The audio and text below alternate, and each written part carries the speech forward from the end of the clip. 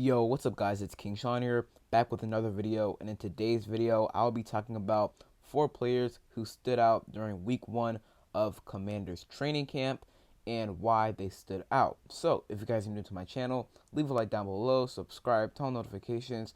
I'm on the road to 4,000 subscribers, so if you could, hit that sub button, I'd really appreciate it. And with that out of the way, let's get straight into the video. Alright, so the first player that I will be talking about is none other than Jayden Daniels. Jayden Daniels was almost flawless this week. The ball barely hit the ground. He did throw an interception, I want to say, yesterday. He threw it to Michael Davis, but that was his only interception this week. And we knew he was going to throw some interceptions during camp. I mean, he's not going to be totally flawless, but he was almost flawless the entire week. On Wednesday, he was really good in 7-on-7 drills as well as 11-on-11s. He got some work in with the first team starters as well. He had a nice touchdown to Brian Robinson. I want to say on the second or first day. I can't exactly remember, but he was really good on the first and second days. On day 3, he wasn't as good on day 3 compared to days 1 and 2, but he was still pretty good. Like I said, he threw that interception to Michael Davis, but it was just a really good play by Michael Davis in general. So Jayden Daniels, he was really good this week. Don't got a bunch to say. I'm pretty sure he was perfect in 7-on-7 drills yesterday. He had completions to Austin Eckler, Terry McLaurin, Jahan Dodson, and one other guy as well. So Jayden Daniels, he just looked really good this week.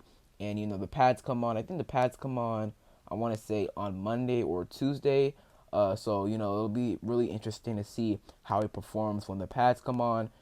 We have an off day today, so that's why I'm not making a video of breakdown of day 4 because we have no day 4 today. There's no practice today, but there is practice tomorrow, and tomorrow is the first open practice of training camp, so fans can go. I'm not going to go to that practice, but I am going to go to the August 4th practice, which should be a lot of fun. I'll make sure to get my own clips from there and share with you guys. Yeah, Jayden Daniels, he's been really sharp to start off training camp, and hopefully that continues. Next up, we have Emanuel Forbes, and Emanuel Forbes, he had a pretty good week. First things first, yesterday he told the media that he put on 17 pounds this offseason, which is really good. And weight was a big factor, in my opinion, and to a lot of fans' opinions as to why, he struggled last year. Because he was working against, we were putting on bigger wide receivers like DK Metcalf, DJ Moore, AJ Brown, even Debo Samuel, Brandon Ayuk.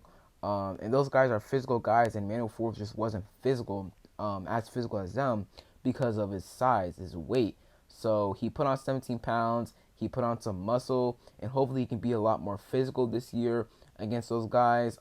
Maybe he won't go against the guys because a lot of fans were preaching it last year. Were saying last year that we shouldn't put him on a guy like AJ Brown because of how big he is compared to Emanuel Forbes. Put him on a guy like Devontae Smith, who has a similar build to Emanuel Forbes. But we shall see. But shout out to Rio Robinson because he got Lake Lewis Jr. on one of his videos yesterday.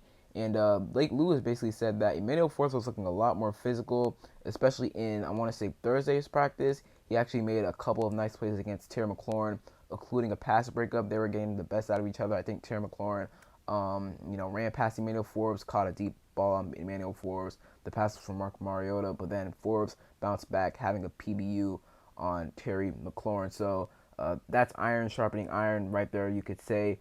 But yeah, it's good to see them getting the best out of each other, you could say. So it's nice seeing Emanuel Forbes put on some weight. Hopefully, that'll translate him to him being a lot more physical this year. And per media like Lewis, it has shown in training camp practices. So hopefully that continues, especially when the pads come on. We'll get a nice feel as to how physical Emanuel Forbes really will be. Next up, we have Brian Robinson Jr. and B-Rob had a really good week. I'm pretty sure on day 1 he made a couple of nice runs up the middle. The interior offensive line did a great job blocking, like Tyler Biadasz. He had a really nice block. This one rep I heard about, heard about because media can record 7v7 11v11 drills. So shout out to people like Nikki Javala, JP Finlay, Zach Shelby for putting tweets out of what's going on. But Zach Shelby put out in one of his tweets that Tyler Biadasz did a really good job of, I want to say, blocking the defensive tackle and opening up a huge hole for the running back. I think that running back was Brian Robinson. So B-Rob, he made some really nice runs, and Austin Eckler. But the highlight this week for Brian Robinson was definitely the touchdown catch he had against Frankie Lavu. Frankie Lavu was covering him, and then Jayden Daniels threw him the ball for a touchdown. It was a really, really nice play. B-Rob was actually very underrated in the receiving game last year. He had, over 100 receiving yards against the Seahawks last year, including that 50-yard touchdown. I know y'all remember that. He had some nice catches against the Broncos week 2, and the Niners. I think that was week 17. So, and the Cowboys. So, B-Rob, he was pretty underrated in the receiving game. But, he's going to be our bruiser back. He's going to still be involved somewhat. But Austin Ekeler will be our primary receiving back. But B-Rob will probably get some catches out of the backfield as well. But the majority will go to Austin Ekeler. So I do like that duo right there. And, there isn't like a clear-cut number one back between Brian Robinson Jr. and Austin Ekeler. They're more of a, tandem, not like a 1-2 punch, but like, we'll have B-Rob here in some plays, and then Austin Ekeler in some plays. So, I really do like that. I'm really excited to see what that duo does this season. But back to Brian Robinson, he had a really good week, man. He should have gotten 1,000 rushing yards last year. And it's crazy how little we ran the ball last year with Eric Bieniemy. I remember in the Bills game, he had like 7 carries for, actually 10 carries for 70 yards. He was averaging 7 yards per carry, yet we only gave him the ball 10 times. That is just unacceptable. If your running back is averaging 7 yards per carry, and you got to give him the ball more. I'm sorry, you have to. And we just didn't run the ball enough in general last year. I mean, Sam Howell is throwing the ball, 40 to 50 times per game. Sam Cosmi even said in his press conference, I want to say a day or two ago, that we were like ranked dead last in rushing attempts last year. And he's right. And he's right about that. And we were I think we passed the ball the most out of any team last year, and we're up there somewhere. So it's crazy how little we ran the ball last year. So hopefully, Cliff Kingsbury realizes there needs to be more of a balance, because with a duo like Brian Robinson Jr. and Austin Ekeler, and we have Jayden Daniels, who's a dual threat quarterback, we need to run the ball more. Obviously, this is a passing league. We're going to pass the ball a good amount, but there just needs to be a balance. We need to find a balance. So, I like that point Sam Cosmi made in his press conference.